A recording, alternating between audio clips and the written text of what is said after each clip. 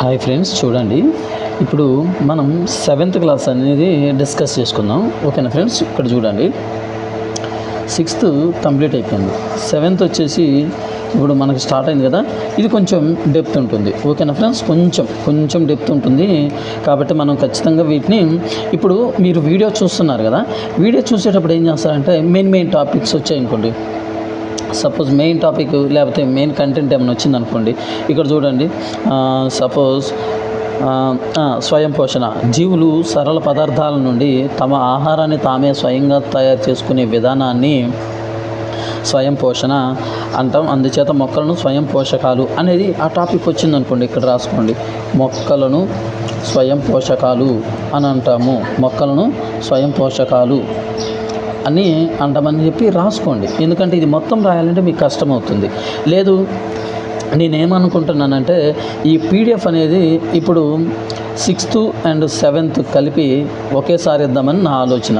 అది ఎందుకనంటే ఇప్పుడు మీకు చెప్పాలంటే ఫ్రెండ్స్, అసలు మామూలుగా అయితే ఈ కంటెంట్ అనేది దొరకదు. చాలామంది నాకు కామెంట్ సెక్షన్లో కూడా నా బ్రదర్ మా పీడిఎఫ్ పెట్టండి అని అడుగుతున్నారు. నేను పెట్టలేక కాదు ఫ్రెండ్స్, ఎందుకంటే ఇది ప్రజెంటు ఈ 6th 7th కలిపి పెట్టి దాని తర్వాత 8th 9th 10th దీనికి కంబైన్డ్గా ఈ ఒక పీడిఎఫ్ ఇచ్చి ఆ విధంగా చేద్దామని నా ఆలోచన. ఓకేనా ఫ్రెండ్స్? ఇప్పుడు ఏమైంది అంటే ఈ కంటెంట్ అనేది బయట దొరకట్లేదు. ఎందుకంటే ఇవి నేను కష్టపడి రాసుకున్నాను, నా చేతితో నేను రాసినవి ఇవి, నా హ్యాండ్ రైటింగ్ ఇది. అయితే వీటి కోసం కొంచెం ఎక్కువనే అడుగుతున్నారు. కాకపోతే మీరు ఏం చేయాలి, నేను చెప్పి ఇప్పుడు మీరు పీడిఎఫ్ తీసుకునే దానికంటే మీ చేతితో మీరు రాస్తే, అది మీ చేతితో మీరు రాశారు కాబట్టి కొంచెం మీకు ఎక్కువ గుర్తుండడానికి ఛాన్స్ ఉంటుంది. ఓకేనా ఫ్రెండ్స్? నెక్స్ట్ ఇక్కడ చూడండి, ఇది మొక్కలలో పోషణ విధానం. మొక్కలలో పోషణ విధానం చూడండి. ఇప్పుడు ఈ 7th క్లాస్ అనేది కంప్లీట్ అవుతుంది కదా ఫ్రెండ్స్. 7th క్లాస్ కంప్లీట్ అయిపోయినాక టెక్స్ట్ బుక్ యాప్లోకి వెళ్ళి సైన్స్ చాప్టర్లోకి వెళ్ళి ఎన్సీఆర్టీ క్వశ్చన్స్ అని 6th NCR, 7th NCERT, 8th NCERT, 10th NCERT అని ఉంటుంది. దాంట్లో మీరు క్వశ్చన్స్ రాయండి. ఖచ్చితంగా అవి 10 మార్క్స్కి ఉంటుంది. 10/10 ఖచ్చితంగా వస్తాయి. ఓకేనా ఫ్రెండ్స్? నేను చెప్తున్నాను చూడండి, 10/10 కన్ఫామ్గా వస్తాయి. నెక్స్ట్ ఇక్కడ మొక్కలలో పోషణ విధానం. మొక్కలు మాత్రమే నీరు అండ్ CO2 కార్బన్ డైఆక్సైడ్ మరియు ఖనిజ లవణాలు, ఈ ఈ 3గా కొన్ని ఉంటాయి. వాటి ద్వారా ఏం చేసుకుంటాయి, ఇవి సరళ పదార్థాలుగా దాని చుట్టూ ఉన్న పరిసర ప్రాంతాల నుంచి సరళ పదార్థాలుగా తీసుకొని వాటిని ఏం చేసుకుంటాయి, వినియోగించుకొని తమ ఆహారాన్ని తామే స్వయంగా తయారు చేసుకుంటాయి. కాబట్టి ఈ మొక్కలను మనం స్వయం పోషకాలు అని అంటాం. అయితే ఈ మొక్కలపైన ఆధారపడే జీవులను ఏమంటారు? అంటే మొక్కలు ఏం చేస్తున్నాయి, స్వయంగా ఆహారాన్ని తయారు చేసుకుంటున్నాయి స్వయంగా. కాబట్టి స్వయం పోషకాలు అంటున్నాం. ఇవి తయారు చేసుకున్న ఆహారం మీద ఆధారపడే జీవులను పరపోషకాలు అంటాం. ఎగ్జాంపుల్ మానవుడే పరపోషకం. ఓకేనా ఫ్రెండ్స్? ఇక్కడ అదే ఉంది కంటెంట్, నేను చదువుతాను వినండి. మొక్కలు మాత్రమే నీరు, కార్బన్ డైఆక్సైడ్ మరియు ఖనిజ లవణాలను ఉపయోగించుకొని తమ ఆహారాన్ని తామే స్వయంగా తయారు చేసుకునే జీవులు. ఓకేనా ఫ్రెండ్స్? ఇక్కడ పాయింట్ అర్థమైంది కదా. నీరు, కార్బన్ డైఆక్సైడ్, ఖనిజ లవణాలు. పోషకాలు జీవులు తమ శరీర నిర్మాణానికి, పెరుగుదలకు, దెబ్బతిన్న శరీర భాగాల మరమ్మతుకి మరియు శరీరంలో వివిధ జీవక్రియలు నిర్వహించడానికి అవసరమైన శక్తిని అందిస్తాయి. అంటే పోషకాలు అనేది ఏం చేస్తాయి, ఇప్పుడు మనం ఫుడ్ తీసుకుంటాం. ఫుడ్ అనేది ఏంది, మనకి శక్తి కొరకు అండ్ పెరుగుదల కొరకు అండ్ మన బాడీ పార్ట్స్లో ఏమైనా డ్యామేజ్ అయితే మరమ్మతుల కోసం. ఓకేనా ఫ్రెండ్? ఈ విధంగా ఈ వివిధ జీవక్రియలు నిర్వర్తించడానికి కూడా మనం తీసుకునే ఈ పోషకాలు అనేవి మనకి యూజ్ అవుతాయి. ఓకేనా ఫ్రెండ్స్? శక్తి కొరకు, పెరుగుదల కొరకు, మరమ్మతుల కోసం జీవక్రియలు అంటే ఏముంటాయి, శ్వాసక్రియ ఉంటుంది అండ్ జీర్ణక్రియ. ఇవి మొత్తం కూడా నిర్వర్తించడానికి ఏం అవసరం మనకి, పోషకాలు. మనం అందుకనే కదా 6th ఫస్ట్ లెసన్ ఏంటిది, ఆహారంలోని అంశాలు అంటే ఏంటి, ఆహారంలోని అంశాలనే పోషకాలు అంటాం. ఏమేంటి, విటమిన్స్, ప్రోటీన్స్, కార్బోహైడ్రేట్స్, కొవ్వులు, ఖనిజ లవణాలు ఈ మొత్తం. ఓకేనా ఫ్రెండ్స్? అయితే ఇక్కడ చూడండి నెక్స్ట్, జీవులు సరళ పదార్థాల నుండి తమ ఆహారాన్ని తామే స్వయంగా తయారు చేసుకునే విధానాన్ని స్వయం పోషణ అంటాము. అందుచేత మొక్కలను స్వయం పోషకాలు అంటాము. ఎందుకంటే మొక్కలు తమ ఆహారాన్ని తామే స్వయంగా తెరుచుకుంటాయి. అయితే జంతువులు మరియు ఇతర జీవులు మొక్కలు తయారు చేసిన ఆహార పదార్థాలను తీసుకుంటాయి కాబట్టి వాటిని ఏమంటాం? పరపోషకాలు అంటాం. ఓకేనా ఫ్రెండ్స్? పరపోషకాలు. అయితే ఇక్కడ చూడండి, కిరణజన్య సంయోగ క్రియ మొక్కలలో ఆహారం తయారు చేసే ప్రక్రియ. ఇప్పుడు మొక్కలు తమ ఆహారాన్ని తామే స్వయంగా తయారు చేసుకున్నాయంటే దానికి ఒక పేరు ఉంటుంది కదా, దాన్ని ఏమంటామంటే మనం కిరణజన్య సంయోగ క్రియ, ఫోటోసింథసిస్. కొంచెం గుర్తుపెట్టుకోండి ఫ్రెండ్స్, మీరు ఇంగ్లీష్లో కూడా కొంచెం ఐడియా ఉండాలి ఆ పదాలు అనేవి మీకు. ఓకేనా? అయితే ఇక్కడ చూడండి, పత్రాలు మొక్కల యొక్క ఆహార కర్మాగారాలు కావున ముడి పదార్థాలన్నీ తప్పక అక్కడికి చేరాలి. ఎక్కడికి? పత్రాల దగ్గర. ఇప్పుడు చూడండి ఫ్రెండ్స్, మనం సపోజ్ మన ఇంట్లో వంటగది అనేది ఉంటుంది. ఆ వంటగదికి ఏం చేయాలి? ఇప్పుడు మనం బెడ్రూమ్లో రైస్ పెట్టుకొని మిగతావి సామాను వంట గదిలో మనం పెట్టుకుంటామా? పెట్టుకోము. ఎందుకనంటే ఇవి వంటగదిలో ఉంటే అక్కడ ఈ వంట చేయడానికి లేకపోతే ఫుడ్ ప్రిపేర్ చేసుకోవడానికి అన్ని ఈలుగా ఉంటాయి. కాబట్టి ప్రతి ఒక్కటి ఇక్కడికి ఏ విధంగా చేరుతుందో అదేవిధంగా ఇక్కడ ఆకు అనేది ఏమవుతుందంటే ఈ ఆహారం అనేది తయారవడానికి ముఖ్యమైన ప్రదేశం. కాబట్టి ఈ నీరు, ఖనిజ లవణాలు, కార్బన్ డైఆక్సైడ్ ఈ మొత్తం కూడా ఎక్కడికి చేరాలి? ఖచ్చితంగా ఈ ఆకు దగ్గరికి చేరాలి. ఓకేనా? నెక్స్ట్, మిమ్మల్ని అడగచ్చు, ఆహార కర్మాగారాలు ఏంటి, మొక్కల్లో ఆహార కర్మాగారాలు ఏంటి అని అంటే మీరేం చెప్పాలంటే పత్రాలు అని చెప్పాలి. నెక్స్ట్, ఈ నీరు ఖనిజ లవణాలు ఉన్నాయి కదా ఫ్రెండ్స్, ఖనిజ లవణాలు ఇవి ఎలా వెళ్తాయి? ఇప్పుడు మొక్కలోని పత్రానికి వెళ్ళాలి కదా, అంటే ఆకు దగ్గరికి వెళ్ళాలి. ఆకు దగ్గరికి వెళ్ళాలంటే ఏ విధంగా వెళ్తాయి? ఖచ్చితంగా వేర్లు, కాండం అండ్ కొమ్మలు. మీకు ఎగ్జాంపుల్గా ఇప్పుడు చెప్తాను చూడండి. ఇది మొక్క, ఇది వేర్లు, ఇది కాండం, ఇది కొమ్మ, ఈ కొమ్మకి ఆకు. అంటే ఈ విధంగా దీని కొన్ని అవి ఉంటాయి. ఏ విధంగా ఎలా ట్రాన్స్పోర్ట్ అవుతుంది అనేది నెక్స్ట్ క్లాస్లో వస్తుంది, అది చెప్తాను అప్పుడు. ఇక్కడ నుంచి ఈ విధంగా వచ్చి నీరు, ఖనిజ లవణాలు ఇక్కడికి వెళ్ళి ఇక్కడ నుంచి ఆకుకు చేరుతాయి. ఓకేనా ఫ్రెండ్స్? ఆకుకి చేరుతాయి. నెక్స్ట్, పత్రం యొక్క ఉపరితలంపై సూక్ష్మ రంధ్రాల ద్వారా గాలిలోని CO2 లోపలికి తీసుకోబడుతుంది. CO2 మనకి ఈ ఫోటోసింథసిస్ అంటే కిరణజన్య సంయోగక్రియ జరపడానికి అవసరం. కాబట్టి ఈ CO2 ఏ విధంగా తీసుకోబడుతుంది? పత్రాలలోని ఒక నిమిషం ఫ్రెండ్స్, ఈ పత్రాలలోని చిన్న సూక్ష్మ రంధ్రాలు, ఈ సూక్ష్మ రంధ్రాల ద్వారా ఏమవుతుంది? ఈ CO2 అనేది లోపలికి తీసుకోబడుతుంది. ఈ CO2 ఈ సూక్ష్మ రంధ్రాల ద్వారా లోపలికి తీసుకోబడే టైంలో ఈ సూక్ష్మ రంధ్రాలు ఏమవుతాయి అంటే ఇలా ఓపెన్ అవుతాయి. అదే తీసుకోబడనప్పుడు క్లోజ్ అయిపోతాయి. అంటే ఇలా ఓపెన్ అవ్వడానికి, క్లోజ్ అవ్వడానికి ఒక రక్షక కణాలు అనే ఒక దాంతో ఇవి ఏం చేస్తాయి అంటే కంట్రోల్ చేయబడతాయి. అంటే వాటి మీద కంట్రోల్ చేయబడతాయి. అప్పుడు ఏమవుతుంది? ఆ కంట్రోల్ చేయబడే క్రమంలో ఇది వాటి యొక్క నీటిని అంటే CO2 అది 10th వస్తుంది, నేను ఇప్పుడే ఎక్స్ప్లెయిన్ చేస్తున్నాను. సరే, ఓకే, అది తర్వాత డిస్కస్ చేస్తాను ఫ్రెండ్స్. అయితే ఈ రంధ్రాలు రక్షక కణాలచే ఆవరించబడి ఉంటాయి. ఇలాంటి రంధ్రాలను పత్ర రంధ్రాలు అని అంటాం. ఓకేనా? సూక్ష్మ రంధ్రాలు రక్షక కణాలచే ఆవరించబడి ఉంటాయి కాబట్టి వీటిని పత్ర రంధ్రాలు అని అంటాం. నెక్స్ట్ వచ్చి వేరు, కాండం, కొమ్మలు మరియు పత్రాల ద్వారా సాగిపోయే గొట్టాల వంటి నాళాల ద్వారా నీరు, ఖనిజ లవణాలు పత్రాలకు రవాణా చేయబడతాయి. ఏం లేదు ఫ్రెండ్స్, ఇప్పుడు ఇది పాయింట్. ఒక్క నిమిషం, ఈ పాయింట్ వేరు, కాండం, కొమ్మలు ద్వారా గొట్టాల వంటి అంటే ఒక పైప్ సిస్టమ్ అనేది ఈ వేర్ల నుంచి ఆకు వరకు ఉంటుంది. ఓకేనా ఫ్రెండ్స్, ఇవి పోషకాలను పత్రాలకు చేరవేయడం కోసం నిరంతర మార్గాన్ని లేదా దారిని ఏర్పరుస్తుంది. ఒక రూట్ అనేది ఏర్పరుస్తుంది. ఏంటి? వేర్లు, కాండం, కొమ్మలు. ఓకేనా ఫ్రెండ్స్, ఇవి ఒక నిరంతరమైన ఒక రూట్ని ఏర్పరుస్తుంది. Okay sir. నెక్స్ట్, పత్రాలు పత్రహరితం అనే ఆకుపచ్చని వర్ణ ద్రవ్యాన్ని కలిగి ఉంటాయి. ఆకుపచ్చని వర్ణ ద్రవ్యాన్ని ఏది కలిగి ఉంటుంది? పత్రహరితం. ఆకు అనేది పత్రహరితం అనే వర్ణద్రవ్యాన్ని కలిగి ఉంటుంది. ఓకేనా ఫ్రెండ్స్, ఇది ఏం చేస్తుందంటే సౌరశక్తిని, అంటే ఇప్పుడు మనం చెప్పాం కదా, ఈ పత్ర రంధ్రాలు కార్బన్ డైఆక్సైడ్ని తీసుకుంటాయి. కార్బన్ డైఆక్సైడ్ తీసుకునే క్రమంలో ఇప్పుడు ఈ సూర్యరశ్మి ఉంది కదా, అంటే ఈ కిరణజన్య సంయోగక్రియ జరగడానికి సూర్యరశ్మి అనేది మనకు అవసరం. అయితే ఇక్కడ చూడండి, పత్రాలు పత్రహరితం అనే ఆకుపచ్చ వర్ణద్రవ్యాన్ని కలిగి ఉంటాయి. అయితే ఈ ఆకుపచ్చని వర్ణద్రవ్యమైన పత్రహరితం సౌరశక్తిని గ్రహించడంలో సహాయపడుతుంది. ఈ శక్తి CO2 మరియు నీటి నుండి ఆహారాన్ని తయారు చేయడంలో ఉపయోగపడుతుంది. ఈ శక్తి నుంచి, ఈ సౌరశక్తి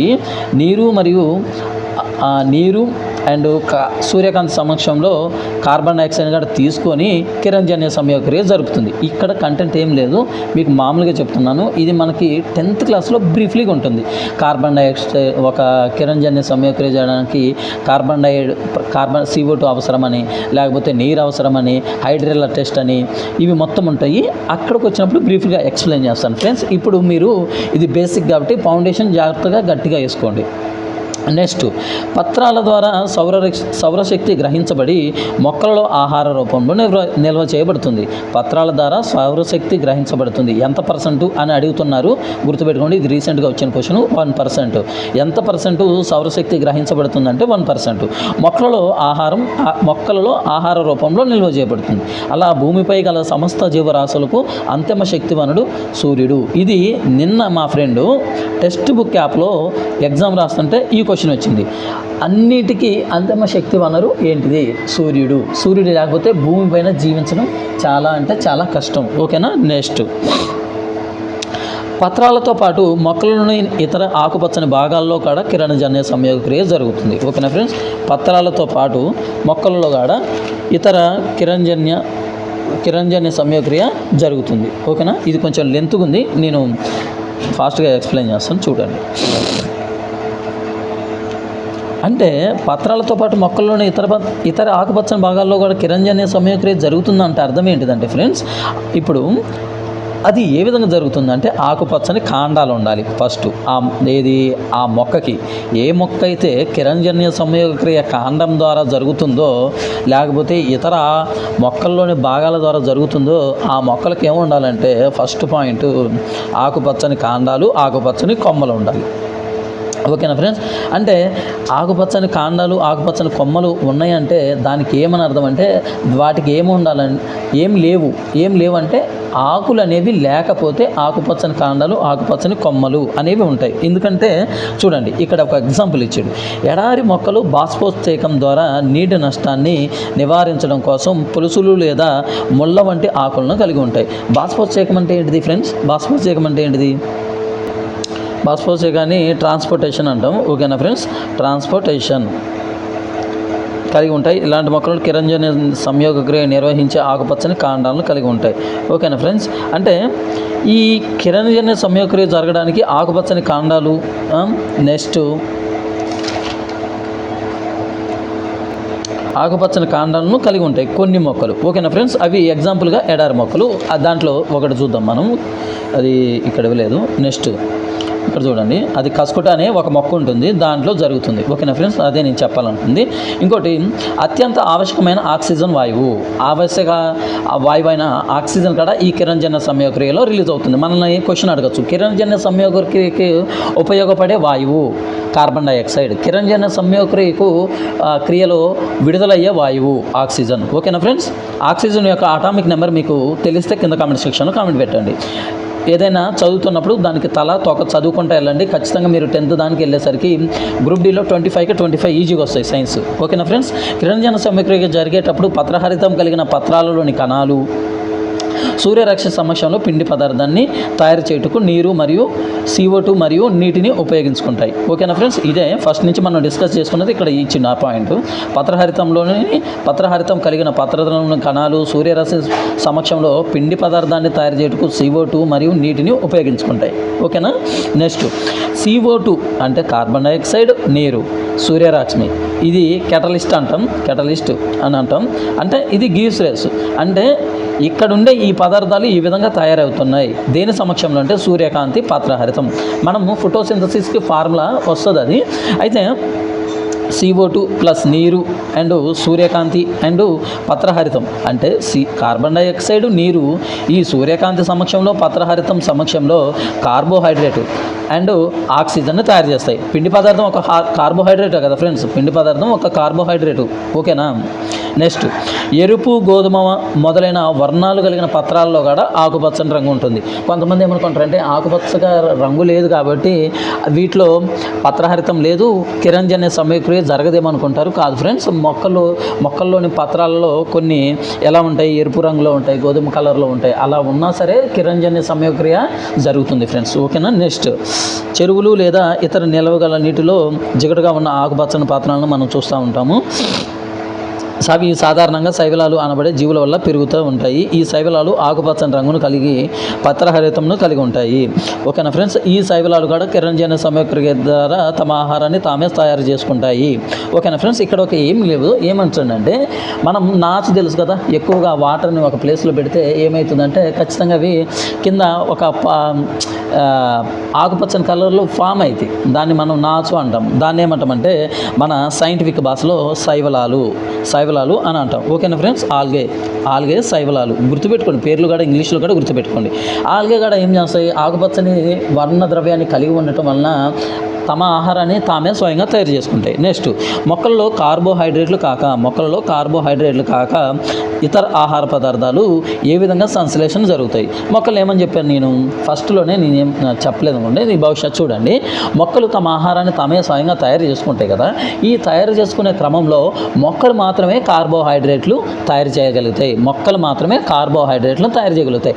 ఇంకా మనిషికి ఇప్పుడు నాకు ఏం కావాలి, కార్బోహైడ్రేట్ కావాలి. అది ఆవశ్యకమైన పదార్థం, అంటే నెససరీ, అది ఖచ్చితంగా కావాలి. అది ఆ నెససరీ కార్బోహైడ్రేట్ కోసం నేనేం చేస్తానంటే ఖచ్చితంగా మొక్కల మీద ఆధారపడతా. ఇప్పుడు నేను చికెన్ తింటా, మటన్ తింటా అంటే ఆ కార్బోహైడ్రేట్ అనేది మనకు రాదు. ఖచ్చితంగా ఏం చేయాలి, నేను ఎంత చికెన్ తిన్నా, ఎంత మటన్ తిన్నా కార్బోహైడ్రేట్ కోసం ఏం చేయాలంటే ఖచ్చితంగా నేను మొక్కలపైన ఆధారపడాలి. ఓకేనా. అయితే ఈ మొక్కలలో కార్బోహైడ్రేట్లు కాక ఇంకా ఏమేమి ఉన్నాయి చూడండి. మొక్కల్లో కిరణజన్య సమయక్రియ ద్వారా కార్బోహైడ్రేట్లు తయారు చేసుకుంటాయి. అవును, ఈ కార్బోహైడ్రేట్లో ఏమేమి ఉంటాయి అంటే ఇది ఇంపార్టెంట్ చూడండి. కార్బన్, హైడ్రోజన్ మరియు ఆక్సిజన్. కార్బన్, హైడ్రోజన్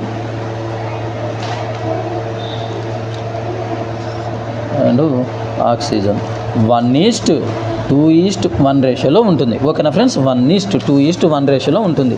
ఏది, కార్బోహైడ్రేట్లో కార్బన్ ఉంటుంది, హైడ్రోజన్ ఉంటుంది మరియు ఆక్సిజన్ ఉంటుంది కదా.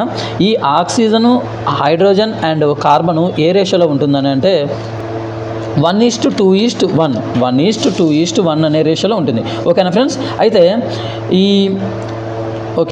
ఈ ఇతర అంశాలు, ఇప్పుడు కార్బోహైడ్రేట్ కాక ఇతర ఏమో ఉన్నాయని చెప్పాను కదా, ఏం చేస్తాయంటే ఈ కార్బన్ కానీ, హైడ్రోజన్ కానీ, ఆక్సిజను ఇతర అంశాలైన ప్రోటీన్లు, కొవ్వులు తయారీలో ఉపయోగపడతాయి. కానీ ప్రోటీన్లు ఏం చేస్తాయి, ప్రోటీన్లు ఏముంటాయి, నత్రజని అంటే నైట్రోజన్ కలిగి ఉన్న నత్రజని జనిత పదార్థం. ఓకేనా ఫ్రెండ్స్, ఇక్కడ మీరు కన్ఫ్యూజ్ అవ్వద్దు, నేను ఇక్కడ క్లియర్గా చెప్తాను చూడండి. కొంచెం వీడియో లెంత్ అవుతుంది, అందుకని ఫాస్ట్గా చెప్పడానికి ట్రై చేస్తున్నాను. మీరు మీ అభిప్రాయాన్ని చెప్పండి, పర్లేదన్న వీడియో కంటెంట్ ఎక్కువైనా పర్లేదు కానీ మాకు చెప్పండి, మాకు ఫుల్ కంటెంట్ చెప్పండి అంటే నేను ఎక్స్ప్లెయిన్ చేస్తాను. ఓకేనా. దీన్ని మళ్ళీ పార్ట్స్గా చేస్తే బాగోదు కదా ఫ్రెండ్స్. అది ఇక్కడ చూడండి, ఈ కార్బోహైడ్రేట్స్ ఉన్నాయి కదా, కార్బోహైడ్రేట్స్, ఈ హైడ్రేట్స్లో కార్బన్ ఉంటుంది, హైడ్రోజన్ ఉంటుంది అండ్ ఆక్సిజన్ ఉంటుందని చెప్పాను కదా. ఈ 1:2:1 రేషియోలో ఉంటాయని చెప్పింది. అయితే ఈ కార్బన్, హైడ్రోజన్ అండ్ ఆక్సిజను ఇతర పదార్థాలను కూడా తయారు చేస్తాయంట. ఏంటి అవి, ప్రోటీన్స్ అండ్ నెక్స్ట్ వచ్చి కొవ్వులు, ప్రోటీన్లు, కొవ్వులు. కొవ్వులను కూడా తయారు చేస్తాయి. అయితే ఈ కొవ్వులు ఓకే, ఈ ప్రోటీన్ల దగ్గరకు మనకు సమస్య ఏమొచ్చిందంటే ప్రోటీన్లు మీరు తయారు చేస్తున్నారు ఓకే, కానీ ఈ ప్రోటీన్లలో ఏముంటుందంటే ఇవి నైట్రోజన్ కలిగి ఉంటాయి. ప్రోటీన్లు ఏం కలిగి ఉంటాయి? నైట్రోజన్ కలిగి ఉన్నాయి. మరి ఈ ప్రోటీన్లు నైట్రోజన్ కలిగి ఉన్నాయంటే ఈ ప్రోటీన్లలో నైట్రోజన్ ఉందని. మరి ప్రోటీన్లకి నైట్రోజన్ ఏ విధంగా వచ్చింది? ఇక్కడ సమస్య. ప్రోటీన్లకి నైట్రోజన్ ఏ విధంగా వచ్చింది? ఇప్పుడు సపోజు మీ ఇంట్లోకి సపోజు కుక్కలు రావనుకుందాం, కుక్కలు కానీ ఏదైనా రావదు, కానీ అవి మన ఇంట్లో చూడగానే మనం ఆశ్చర్యపోతాం, అసలు ఇది ఇంట్లో ఉండకూడదు కదా అని అనుకుంటాం. అలానే ప్రోటీన్స్లోకి ఏముంటాయి అంటే నైట్రోజన్ అనేది ఉండదు అని అనుకుందాం. నైట్రోజన్ ఉండదు అనుకుంటాం ఓకే. అయితే నైట్రోజన్ లేకపోతే ఓకే, కానీ ప్రోటీన్లో నైట్రోజన్ ఉంది, కానీ మొక్కలు నైట్రోజన్ని స్వయంగా తీసుకోలేవు. ఎలా వచ్చాయి అనేది ఇక్కడ మనకు రైజ్ అవ్వాల్సిన పాయింట్. ఇక్కడ చూడండి, ఇక్కడ అయితే మొక్కలు నత్రజనిని ఎక్కడి నుండి పొందుతాయి? ఇది ఇంపార్టెంట్ ఫ్రెండ్స్, చాలా చాలా చాలా ఇంపార్టెంట్. మీరు చూడాలి వీటి గురించి. మీరు బేసిక్ నుంచి ఇప్పుడు నేను చెప్తాను కదా, ఇంకెప్పుడు మర్చిపోరు. చూడండి, గాలిలో అధిక శాతంలో నత్రజని అంటే నైట్రోజన్ వాయు రూపంలో ఉంటుంది. నత్రజని ఖచ్చితంగా ఉంటుంది. ఈ మొక్కలు ఈ రూపంలో నత్రజని శోషించుకోలేదు. అంటే ఒకటి, మనం తినేటప్పుడు బియ్యాన్ని మనం కూరేసుకొని బియ్యాన్ని తినము. ఖచ్చితంగా ఏం చేసుకుంటాం? వాటిని వండించి ఉడకబెట్టి అది రైస్గా ఫామ్ అయిన తర్వాతనే మనం ఏం చేస్తాం? ఆ ఫుడ్ని ప్రిపేర్ చేసుకుంటాం. అయితే చూడండి, ఇక్కడ ఏమంటుందంటే ఇక్కడ ఈ నైట్రోజన్ వాయు రూపంలో చాలా ఎక్కువ ఉంది, కానీ ఇవి మేము అలా తీసుకోలేము, ఖచ్చితంగా వాటిని ఏదో ఒక రూపంలోకి మార్చాలి అని మొక్కలు వాటిని ఏం చేస్తాయంటే తీసుకోకుండా అంతే ఉంచుతాయి. అప్పుడు ఏం చేస్తుందంటే అప్పుడే ఒక బ్యాక్టీరియా వస్తుంది. ఆ బ్యాక్టీరియా ఇక్కడ ఇచ్చారనుకుంటా, ఇది ఆ బ్యాక్టీరియా రైజోబియం. ఆ రైజోబియం ఏం చేస్తుందంటే ఓకే, మీరు నత్రజనిని డైరెక్ట్గా తీసుకోలేకపోతున్నారు కదా, నేను దాన్ని వేరే రూపంలోకి, అంటే ఇప్పుడు మన అమ్మ కనుక బియ్యాన్ని తినమనిస్తుందా? ఏమనిస్తుంది? ఖచ్చితంగా దాన్ని వండిస్తుంది. అలానే రైజోబియం బ్యాక్టీరియా ఏం చేస్తుందంటే నేను ఈ ఫామ్ నైట్రేట్స్ అనే